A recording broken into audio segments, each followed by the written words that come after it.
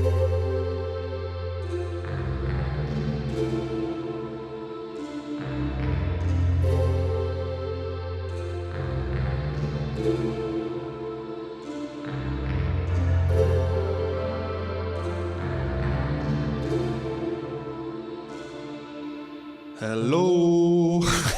and welcome to DSTE Presents Twin Peaks, a weekly podcast covering Twin Peaks Series 3. My name's John. My name's Nick. Hi Nick, good to see you again. You too, John. Back again on Twin Peaks.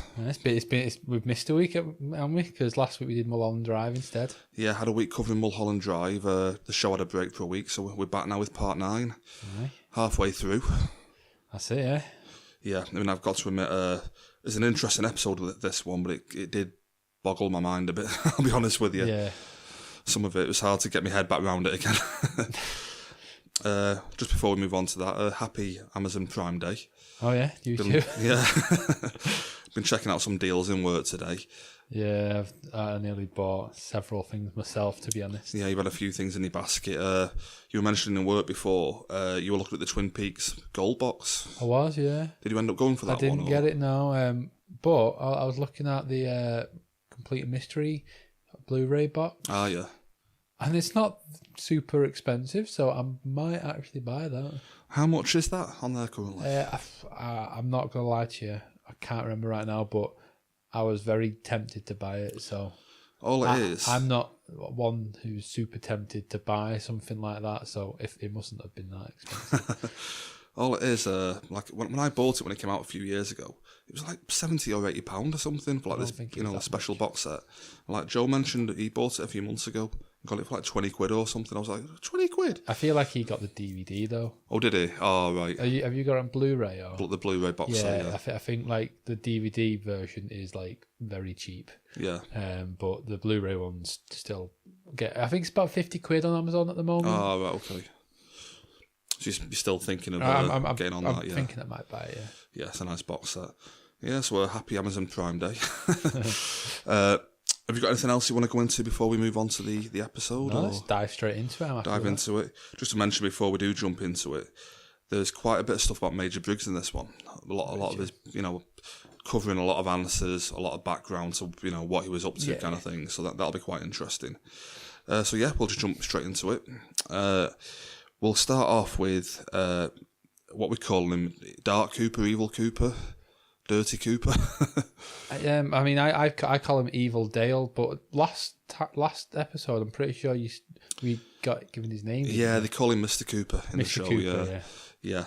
So we pick up with him after last week, presumably having like Bob's soul taken out of him or something like that. Yeah. He's walking down a dirt road. And he looks like on the verge of death. He looks like death, doesn't he?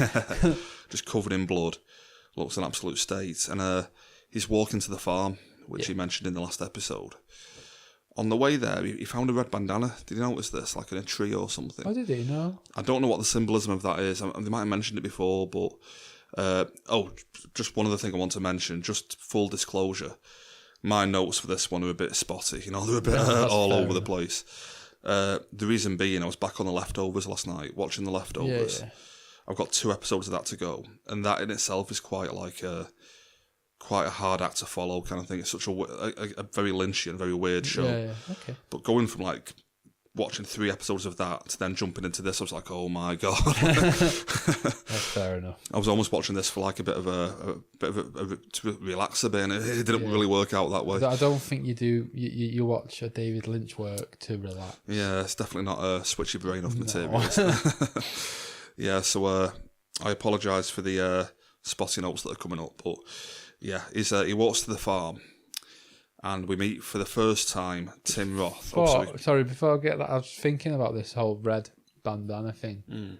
And I've mentioned it to you earlier how there seems to be a lot of red in this episode. Like I don't know if that's supposed to mean something. Probably. But like after these like the red bandana later on, we'll get to it in the scenes. But like there's a lot of people wearing red shoes throughout the episode. So I'm sure that will be intentional. I didn't even think of that until you just mentioned it.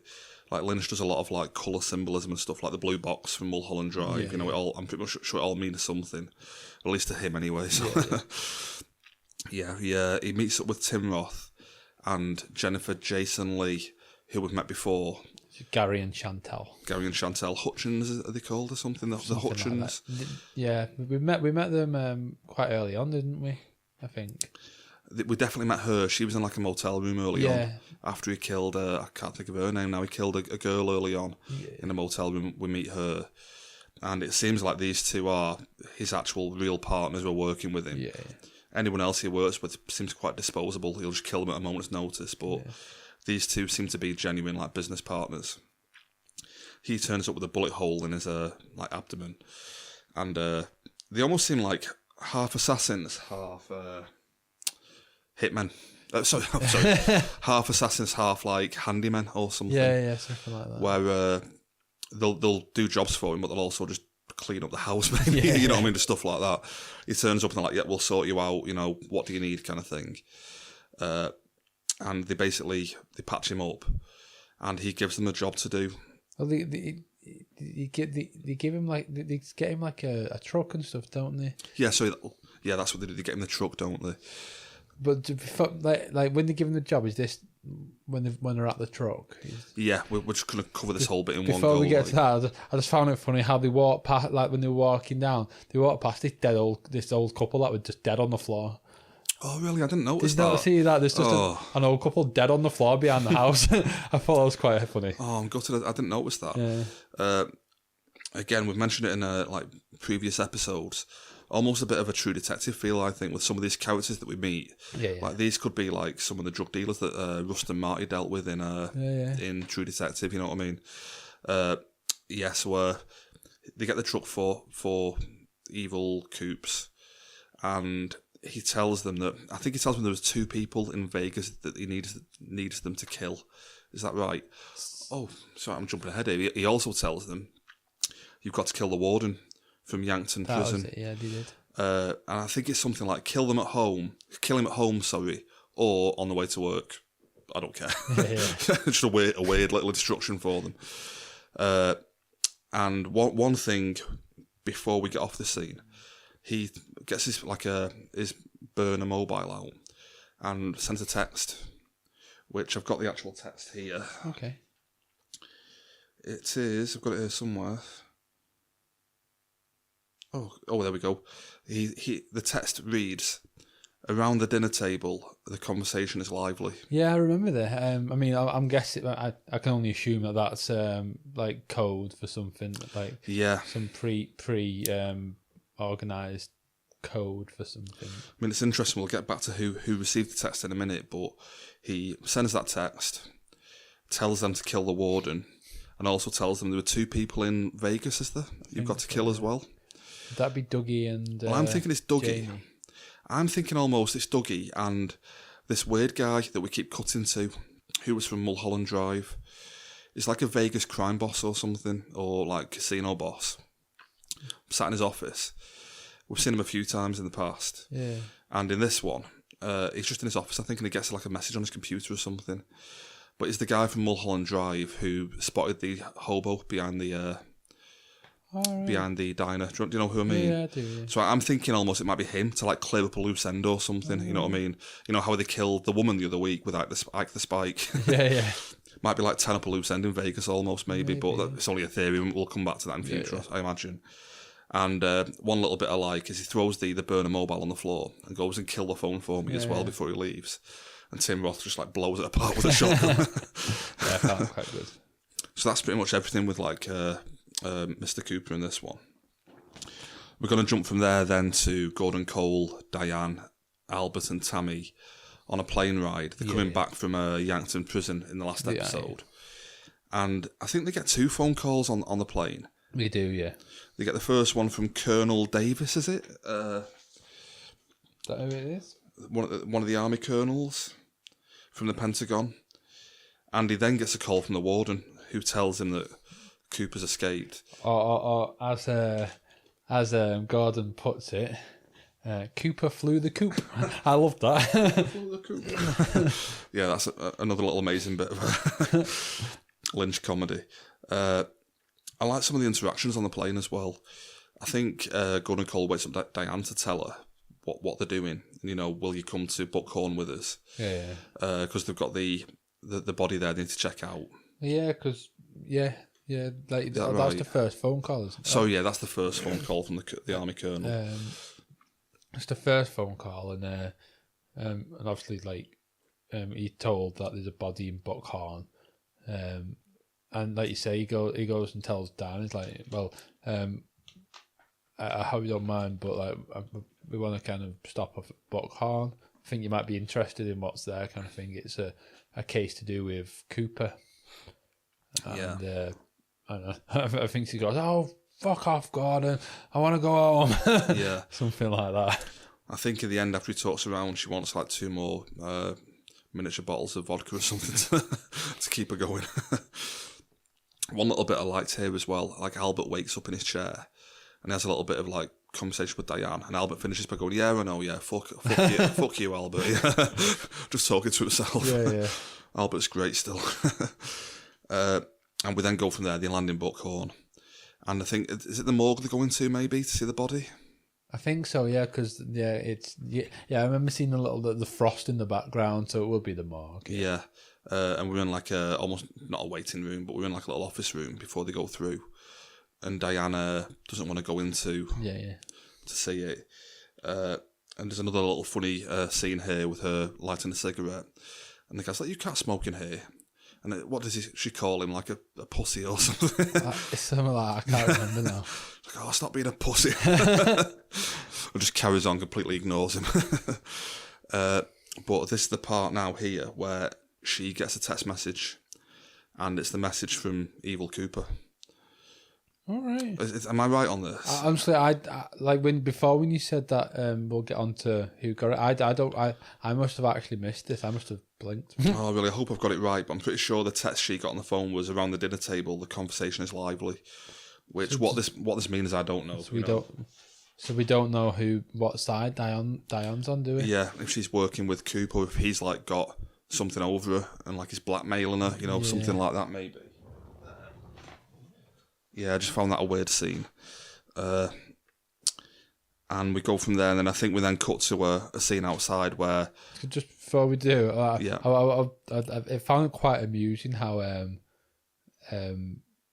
Gordon takes Albert outside to talk to him, and they take him outside, but because of like his deafness, he's shouting it anyway. Yeah, I thought that. I thought it quite amusing that. Yeah, there's no point to it all. It's like, "Oh, just come off to one side a minute," and then just shouts at him anyway. I thought it was quite funny. Yeah, and I think we then just pop outside for a second.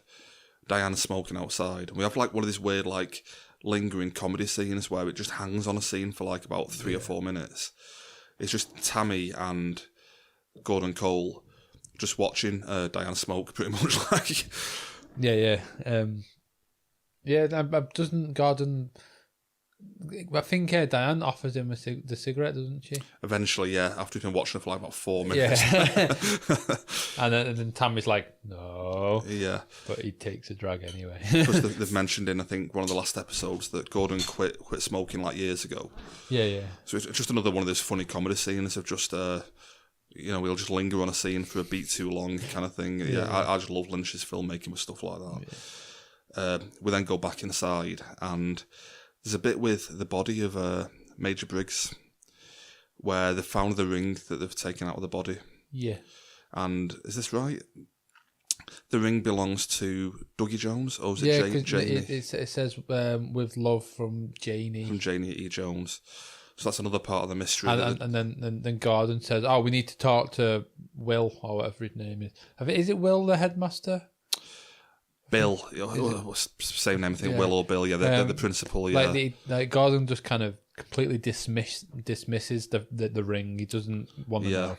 He's like, "Oh, right, we need to talk to Will or Bill," whatever his name.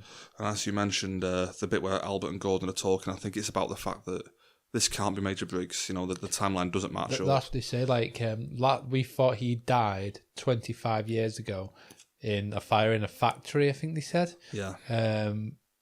And he would have been the same age as this body was when it was before it died. Yeah. So the timelines just don't add up at all, kind of thing. Just one thing I'm thinking about. We're going to come on to a scene now with Bill. The fact that this body's missing a head. We've seen a few weird moments in this series of heads going missing. Dougie Jones got pulled into the Black Lodge and his head popped. True. Very true, yeah. And we saw a woodsman early on in the season in Bill's jail cell. Yeah. Or the one next to it. And his head floated off. So I'm just wondering now, almost as if that's what's happened to, like, Major Briggs. So it weren't murder, it's just dead. I don't know. Flew away. Yeah, head just popped off. And we then go through then to meet Bill, the principal. I hope you understand what's going on with this scene, because I was a bit like, Yeah. In the jail cell. Well, no, it's not in a jail cell. It's in like like an interrogation room or something. Yeah. And Tammy's talking to him, isn't she? And he's just in floods of tears, and he's like, and it's my fault or something like that. Anyway, and I think he's saying, I think the way I got it is he's talking about the girlfriend, not the wife. I think so. Yeah, he mentions the name Ruth, and I'm pretty sure that's the woman he was having the affair with. Is it? Yeah, I can't remember names, if I'm honest with you, but. I still got the impression he was talking about like a girlfriend, and he's like, oh, she wanted to go to Barbados. We're gonna go to Barbados. I love that bit. The quote I've got there is where was it? Oh, we were gonna go scuba diving. So good. He's just crying like Shaggy from Scooby Doo. Yeah, but then I think she I can't remember what she asked him now, but he basically said. He basically said, what was it now? I do a lot of reading, so I managed to find out like where he doesn't say the Black Lodge, but I managed to find like this place and time I needed to be at a certain place. Just thinking of it now, that place and time might have been the exact place and time that thing he was told to go to a bit later. Maybe, because he mentions coordinates. That's what I mean. That could be it. I didn't think of that. But he's literally told to go. He found out the location he needs to go, the time he needs to go there. Yeah. And he kind of got pulled into this. I think he said a room. I think he just said he got pulled into a room. Yeah. And he met a man. He doesn't say who it is at the moment.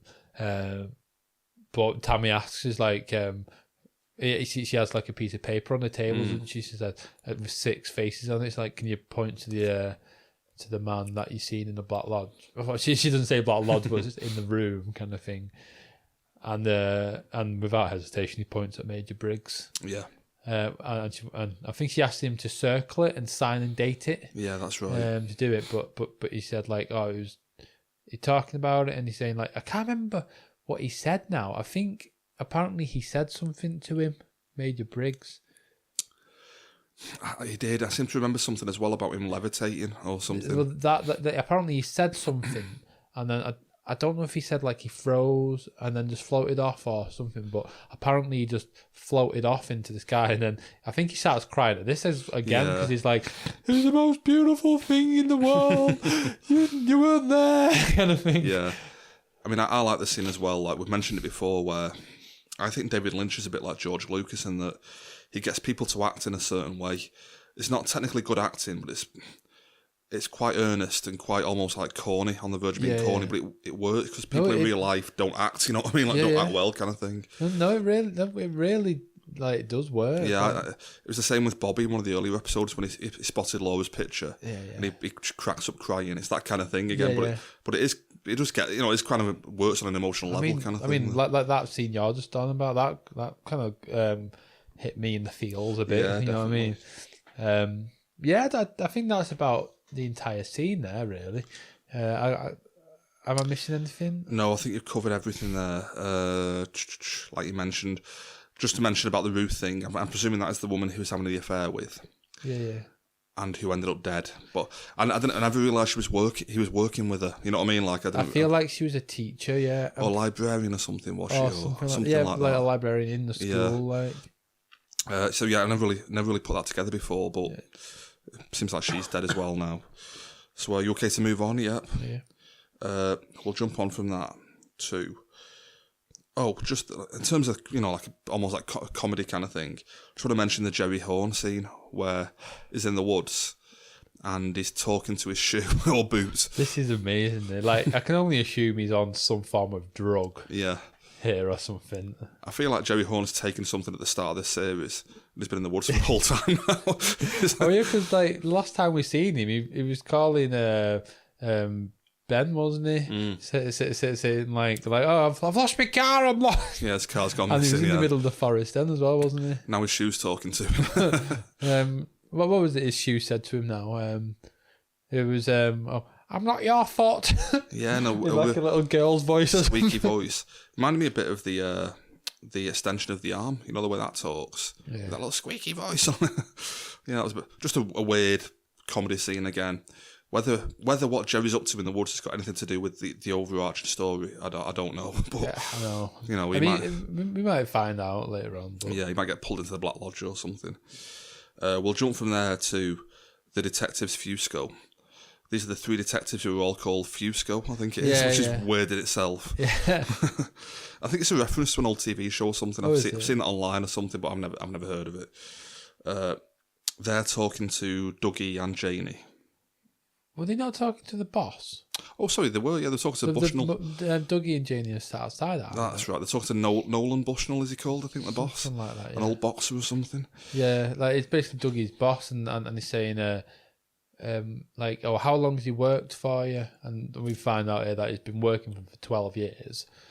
And I think we also find out that Dougie was in a car accident. Yeah. A while back. Back in like 97 or 99 or something they mentioned. Yeah, 97. I think I've got that written down myself, to be honest. Yeah. Because it'd line up with the timeline with like Twin Peaks finishing in like 92 or whatever it was.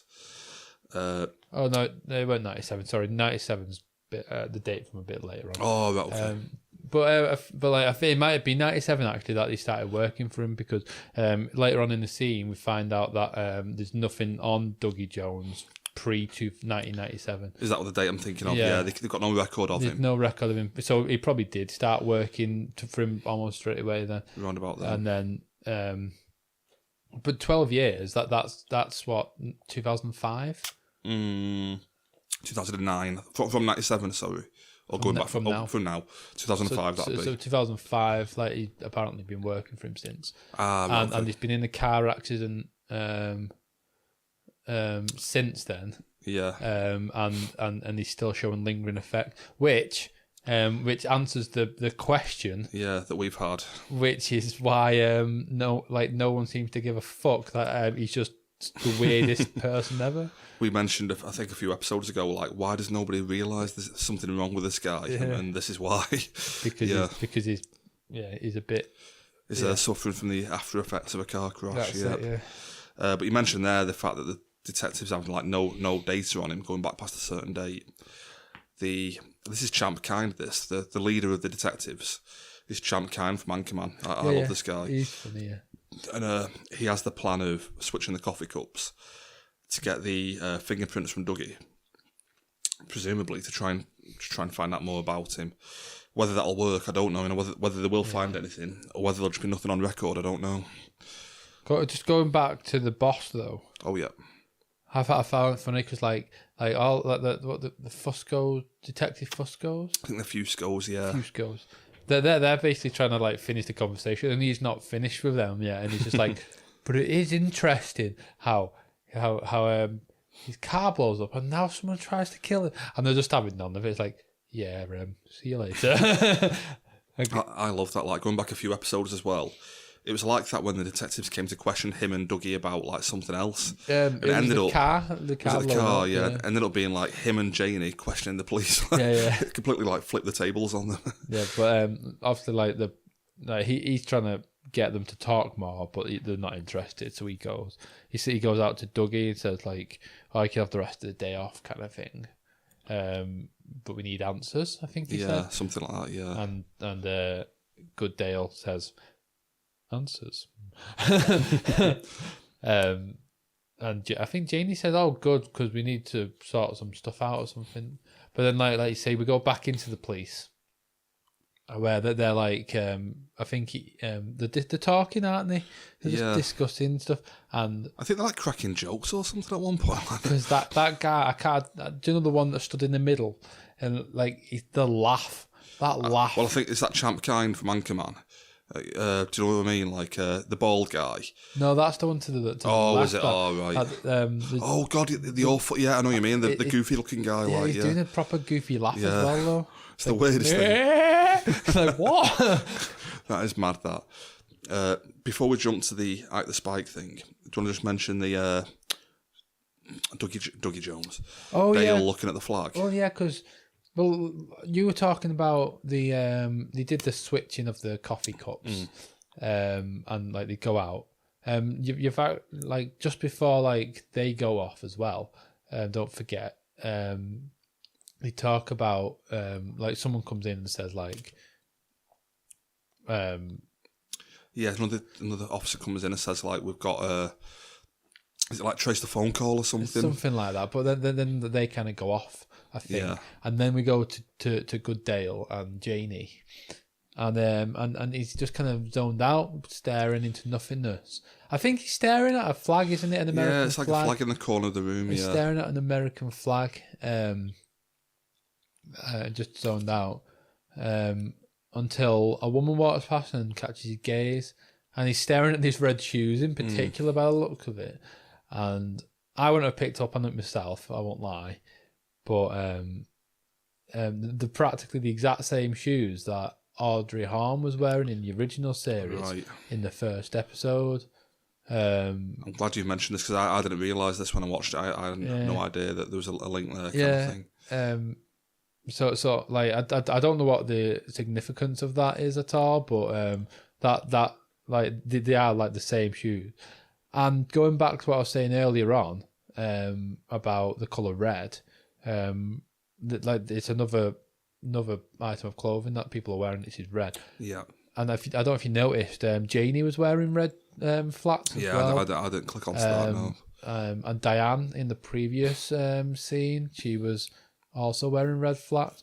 I don't know the significance of this at all. Yeah.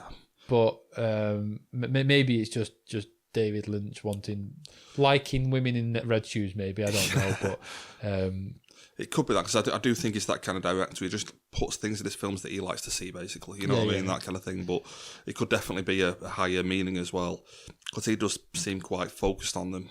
Well, that's what I mean. I feel that has to do with has something to do with Audrey, I imagine, because obviously he had quite a close relationship with her for a bit there. Yeah, definitely. I mean, she was definitely interested in him, but he was kind of saying like, "You're too young." I think like the scene that we see in her in these shoes, like it's Cooper walking up to talk to her in the first episode, so. Yeah, he would remember them, and straight away after the woman walks off, he kind of catches gaze with a plug socket. Yeah, I can only imagine that like he's remembering something to do because obviously like that's where he came from. Yeah, he basically came from a light switch, an electrical socket, didn't he? So. Yeah, that's where he came back into the world, kind of thing. So, yeah, so I think that's where we finished with Dougie / Dale this week. We then cut to the detectives leaving because they've got a tip about Ike the Spike Statler. Yeah, the guy comes in, doesn't he, and says we've got an ID on the basically the person. They've got it. I remember now. They've got it because they've got this palm. His palm was stuck to the gun. Yeah. Remember that? Yeah. So they've got an ID on the owner of the palm. Yeah, basically. And they go and track him down, and we just get a quick scene of like the Spike in the room. Just I think he realizes that they're onto him, and he tries to make a run for it. Does he talk on the phone? Or? I think he does, but I'll be honest with you. Or does he text someone? Or? He's definitely doing something, but I have no idea who it is. I feel like he might text something with something weird again. Yeah. He does that, and then I think he tries to flee the hotel room. It's not even like he's fleeing, is it? He just kind of walked out. At first he walks out, but then I think does he hear the sirens or something maybe? No, or does he not know? No, I mean you might be right, but the way I seen it, anyway, he was walking out. He was just walking out, and then he goes to and he sees at the end that some police are there. Is it the Fuscos again with the guns raised or something? Yeah, something like that. And I think he tries to turn around, but they're there again. Yeah, the police more police behind him. Sorry. And I think Champ Kind makes a bit of a pun here. He says "Oh, we've caught you because of your fingerprints." Actually, it's more like your whole palm, to be honest. Something like that. But that was quite good. Yeah. So yeah, Ike the Spike's presumably going to get locked up. Yeah. And I think that ties into why Evil Dale was getting Tim Roth and Jennifer Jason Leigh back at the start of the episode to go and kill 2 people in Vegas, because he knew that he'd blew it. So we had to get another couple of hitmen to finish the job for him. Oh, so is that what you said? Right, do we know from an earlier episode that Ike was hired by Evil Cooper? I think definitely. Evil Cooper was talking to that woman, I think she was called Lorraine or Jennifer or something, who hired Ike. Ah, okay. And so by killing her, he was kind of getting rid of the chain that led back to him, kind of thing. Because he'd already hired 2 hitmen to kill them back in Rancho Rosa, if you remember. Yeah. They failed, so he then hired Ike. Ike failed. He's now got Tim Roth and Jennifer Jason Leigh to go and hopefully finish the job for him, kind of thing. Just to throw in as well, it's good to see Tim Roth and Jennifer Jason Leigh in it. You know how much of a Tarantino fan I am. Tim Roth's in tons of his films. Oh, yeah, but definitely. Yeah. They were both specifically in The Hateful Eight, which came out last year. Was she? Yeah, she's the main Daisy Domergue. Oh, is that her? Yeah, that's her. I didn't know that. And Tim Roth turns out to be part of her gang at the end. Spoilers. That's a bit of a spoiler. It's been out for a while, John. Don't worry about spoiler for The Hateful Eight. But yeah, so just good to see them 2 on screen. I think Lynch mentioned Lynch and Lucas having parallels. I think Lynch and Tarantino have got a few parallels as well. Yeah, I can see that. Yeah, almost like Lynch was doing Tarantino before Tarantino did it. Yeah. Do you know what I mean? Yeah. That kind of thing. But so we go from there. Ike the Spike gets locked up, and I think we can then get back to Twin Peaks. Yeah. Finally.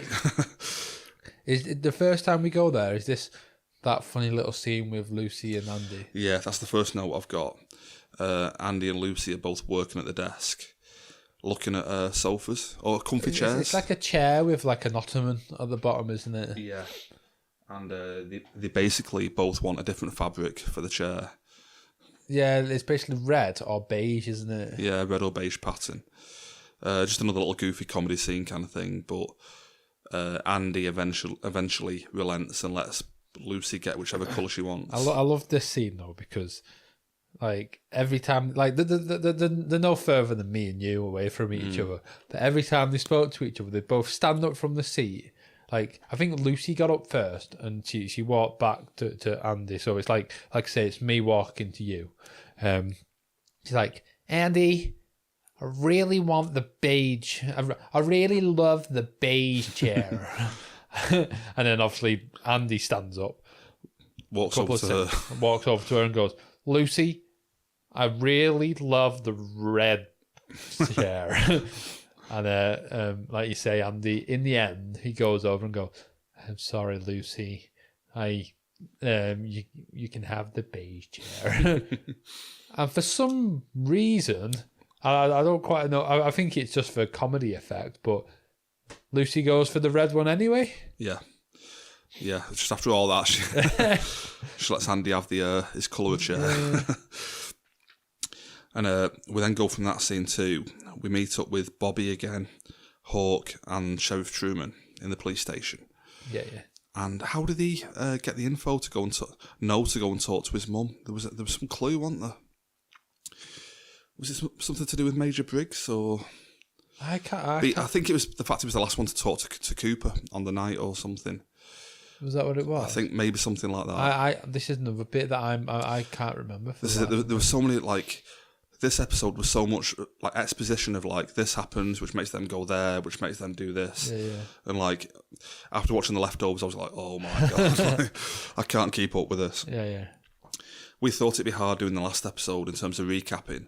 For me, this was harder. Like, I was just like, there's so much, like just this leads to this, and led to this. Definitely. Yeah. So eventually they go and see Bobby's mum, which is Major Briggs's wife from the TV show, and we get the revelation that she was told by Major Garland Briggs, is his full name? Yeah.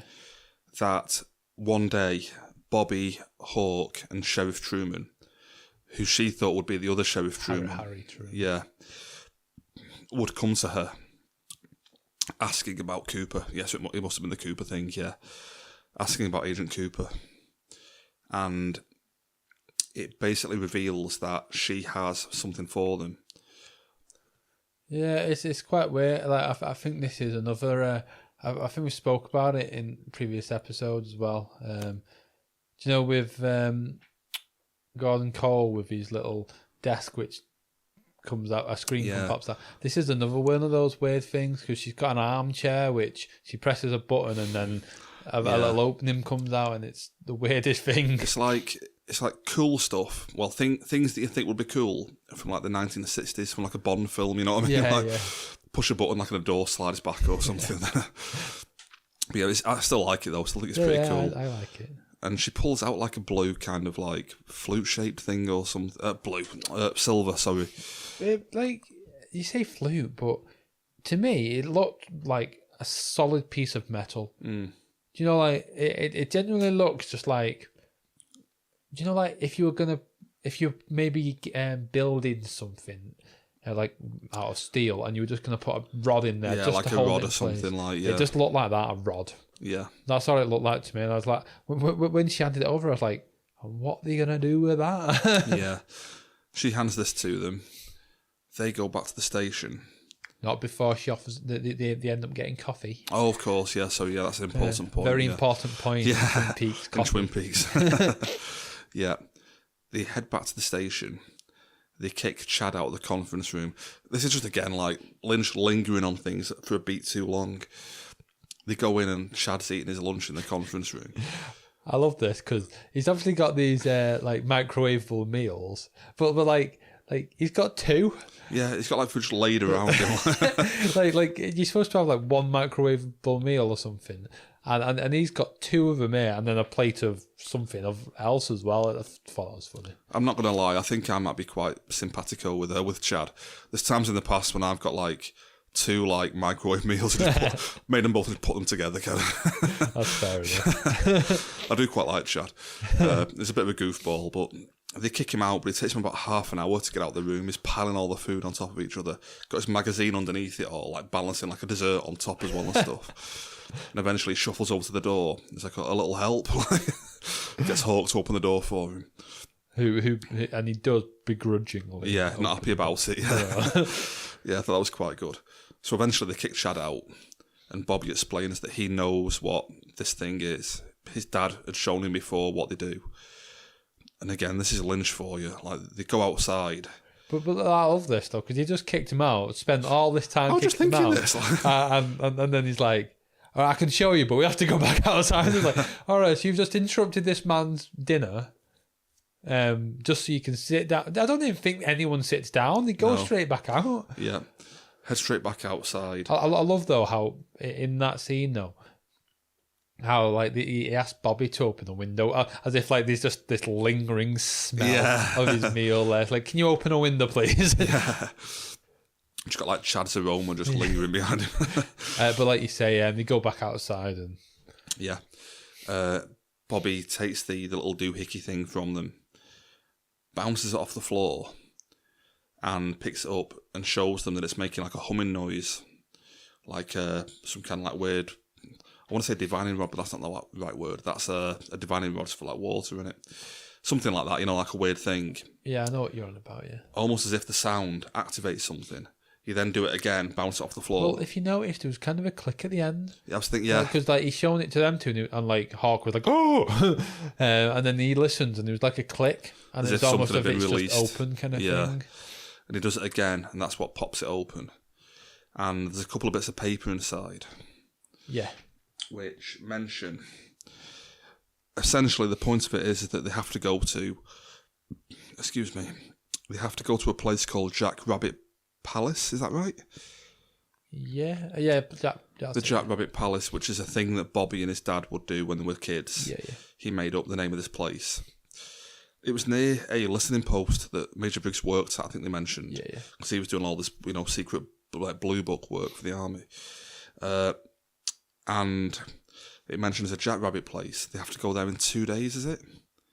Yeah, I think. Well, so the date is in 2 days. It had 2 dates, if you remember. Yeah. I think it was like the 21st of the 8th and the 22nd of the 8th or something. And basically they had those 2 days to do it. And then they had times, which was like at 9 o'clock at night or something. Yeah. So something like that. And it just turned out that it was 2 days away, the date kind of thing. Yeah. So they knew then they had to go in 2 days' time. But there was another bit of paper behind it. We saw a report like this back in the original series.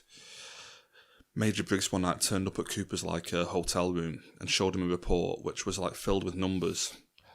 And then right in the middle it just said Cooper kind of thing. There's a message for Cooper in the middle of it. Cooper kind of thing. And this time it says Cooper. I don't know if the original one said that or not. I might have to go back and look at that. Yeah. But at another point in the episode, this was brought up, wasn't it? Someone said something about an original report or something. Someone, I think it was with Gordon Cole. I'm pretty sure they see a report and it says Cooper on it. Ah, right. Oh no, I think that's what Major Briggs said to Bill. He actually said to him Cooper. Right, yeah. I think that's what he said to him. Well, that makes before sense he then, goes yeah. off. That's the kind of that ties it together. Yeah. But the bit I don't get with this is that maybe I'm I don't know wrong on this, but they get the bit of paper with Cooper on it, and I think it's Hawk who's originally 2 Coopers. I'd be like, I would have jumped to that conclusion. I think it was a typo or something. Yeah. So yeah, they're pretty much they're on the trail now of the 2 Coopers thing. They're gonna go to Jack Rabbit Palace in 2 days. Whether that'll be next week or not, or whether that'll be episode 18, I don't know. You know what I mean?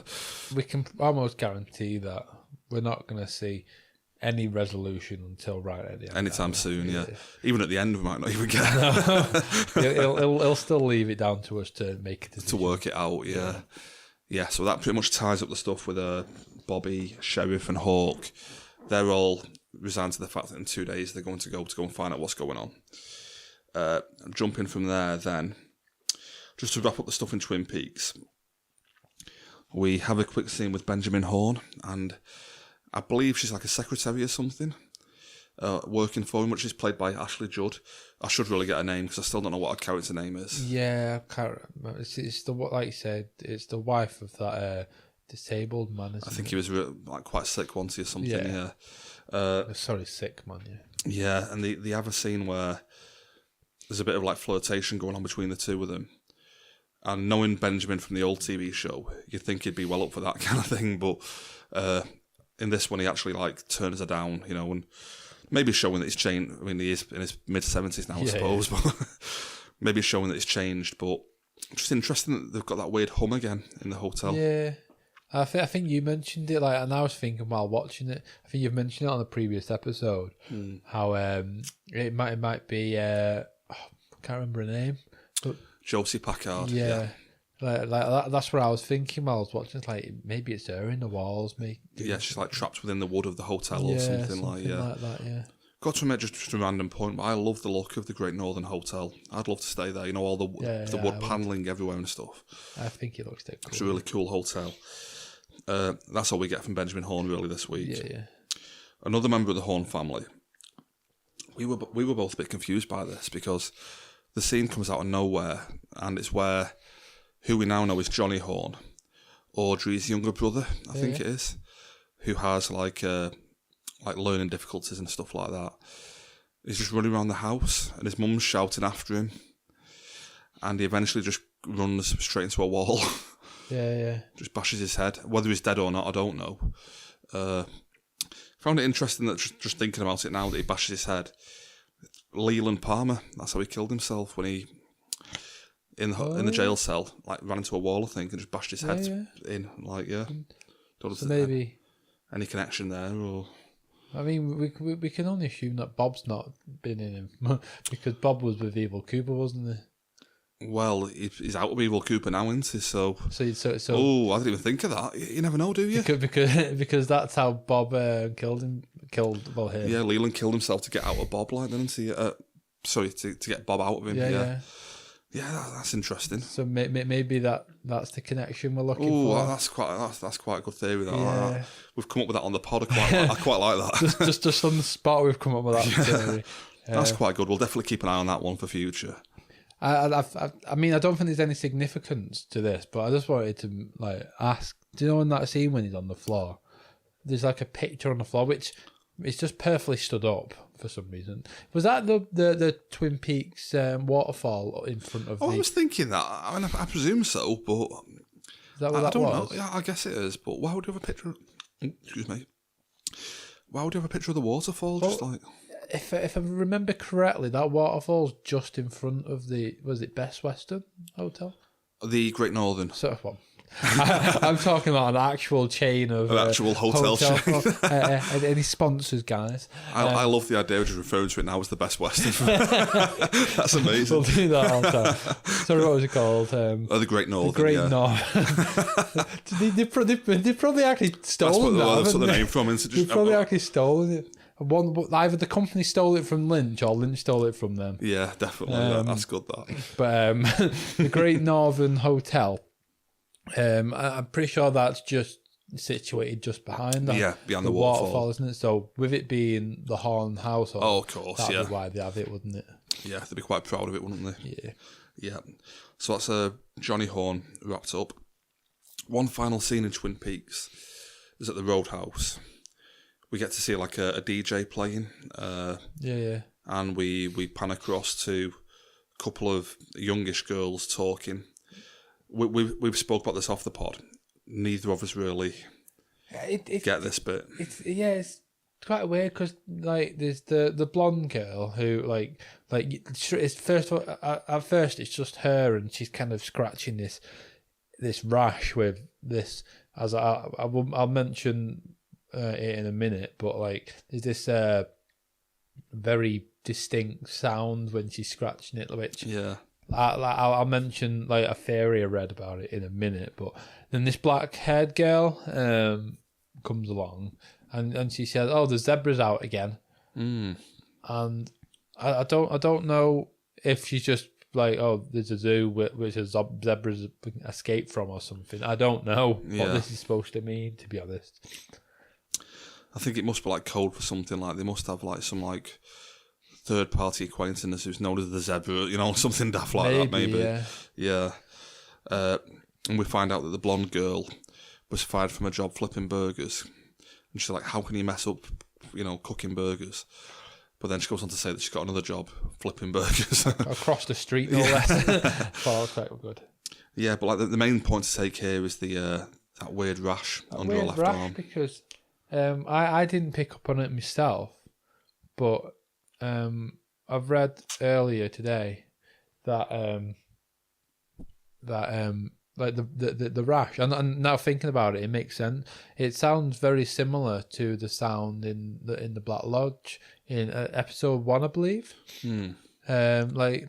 I think you've said yourself you thought it sounded a bit like electrical, about the electrical sockets kind of thing, going on. But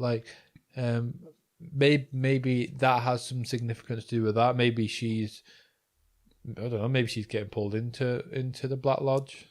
I don't know what's happened, because did you pick up on what she said to her as to why she got sacked? I think it was just that she said something like, how can you mess up cooking burgers or something. She said like something that. Just before that. Oh, did she? It was quite hard to understand, to be honest. I know. I didn't pick up on it, but I was wondering if that was any clue as to maybe where she's got the maybe she's getting pulled into the Black Lodge. I don't know. Another sign of the Black Lodge thing is when you wear the ring, your left arm goes dead. So I find it interesting. It's the left arm as well that's been affected. That kind of thing. Yeah. So. Yeah, I don't know how that's going to tie into... I don't even know who these two characters are, to be honest, but how that will tie in, I don't know. But yeah, we've pretty much finished on that note. That's the end of the episode. Pan over to the band. We've seen this band before, and I can't think now what they're called. They're not an all-female band. Yeah. But yeah, finished part 9 at that point. Yeah, that's pretty much it. Like, it's a confusing episode, but yeah, it's hard to recap. But how would you rate it? I think I gave the last episode a 5 out of 5, and I can't, in good conscience, rate a David Lynch episode any worse than that. Well, any worse than what I've given it in the past, should I say? So I am gonna go down from the last episode. That's the only episode I've given 5 stars, and it's gonna remain that way, I think. So I'm gonna give it a 4.5 again. Okay. I mean, I'll just give it a 5. I mean, I'll be honest, it's not as good as... didn't enjoy this one as much as the other episodes we've gone through. Yeah. But I still think it's amazing. We'll get a lot of exposition that was necessary to get through, that kind of thing. So, if you recall, last episode, you bumped every single rating up to 5. Yeah. So all 9 parts, 5 off.